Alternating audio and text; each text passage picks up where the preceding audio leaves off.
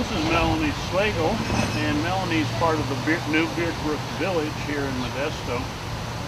Melanie, how is the village working for you so far?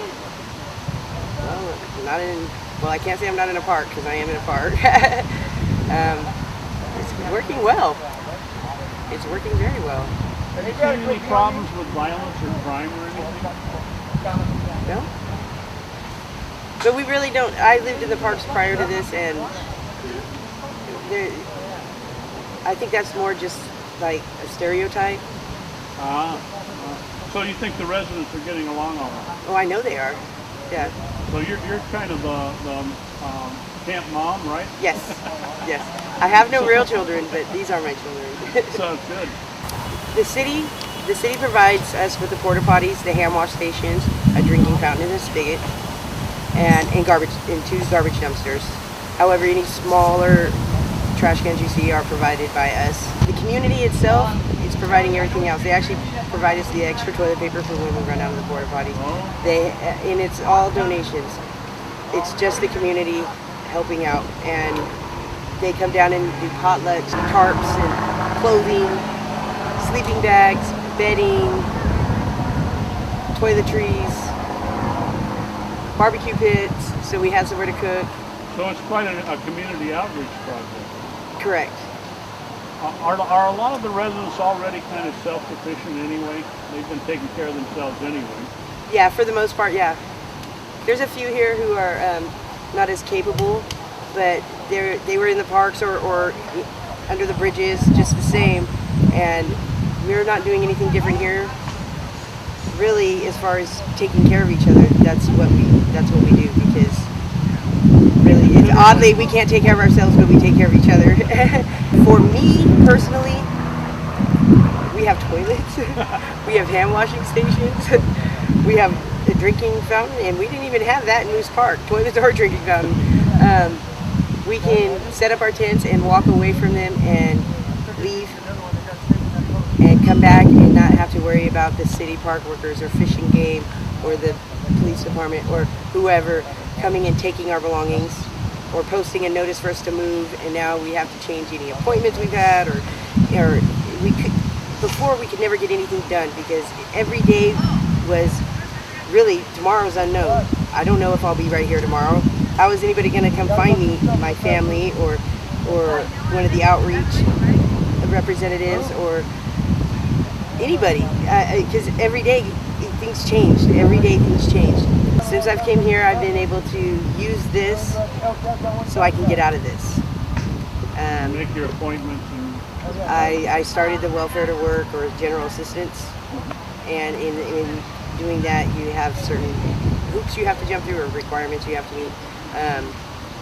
So I've submitted applications, resumes online. I'm doing these things. I have people calling me for interviews, and I couldn't do those things before because I didn't have somewhere where I could go shower somewhere and come back, and then I have a notice. Now I have to pack all my things up, and now I'm filthy again.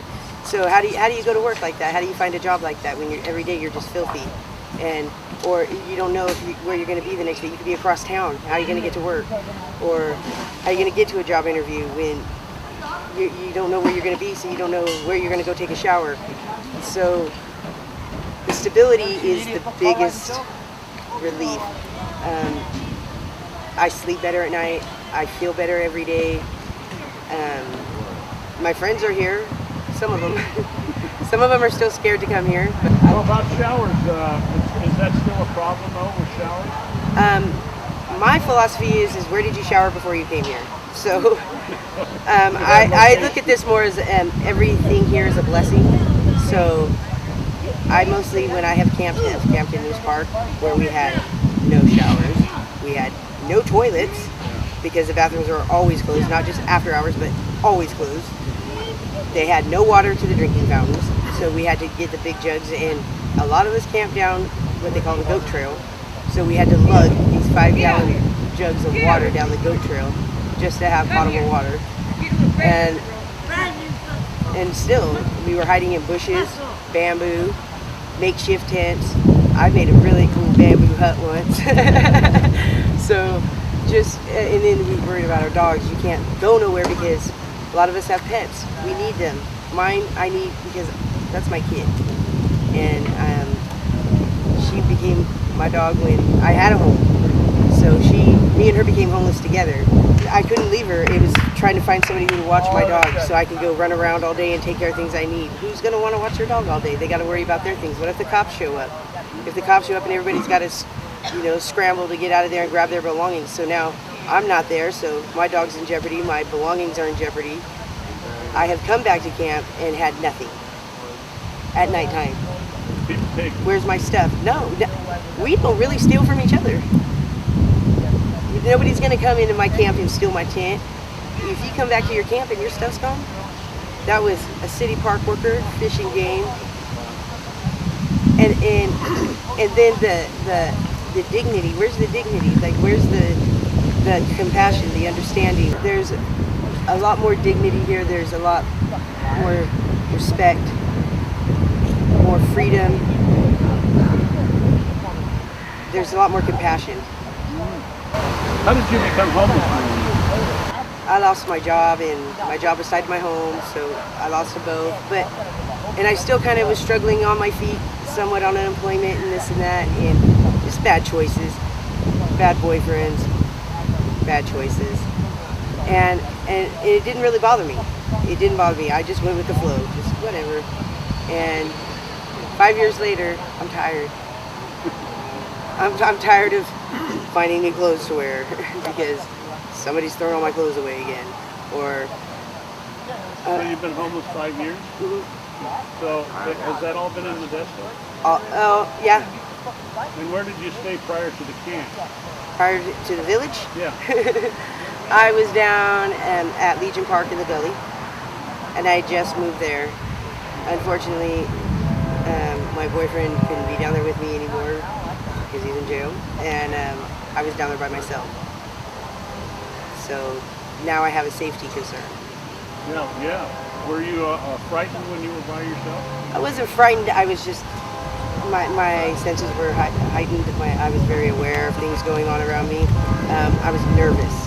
Not really frightened, but Legion Park is a little bit of a scary park, but I was nervous, very nervous.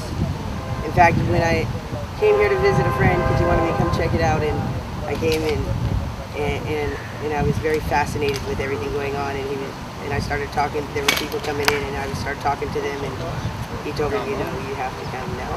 You have to come be a homeless. And I was like, it seems safer than the Gully. What would you like to see done? I have problems drinking. I don't think you really can at this point. I mean, a shower. People want showers. Showers would be an improvement. That would be an improvement in to stop trying to put us in a building. Stop trying to put us in places where we feel like we're in jail. Because if we wanted to be in a building, we'd be at the shelter. That's the biggest thing, is we don't want somebody to be in charge of us. Okay, because we're grown. And just because we don't choose to live a typical life as everybody else, because not everybody here is on drugs. Not everybody here has mental issues. Not everybody is the same. We all have different stories. And not that we choose to be out here, but we just don't choose to be the same as everybody else.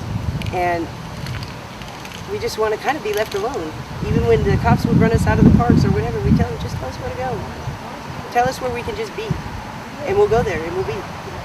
And so how do you improve upon that when you get what you ask for? But you are looking for work. Yes, because now that I can just be, now I want to be more. So, and I guess that's just normal. What message would you give for people watching this interview, Melanie? Don't judge a book by its cover. Thank you very much.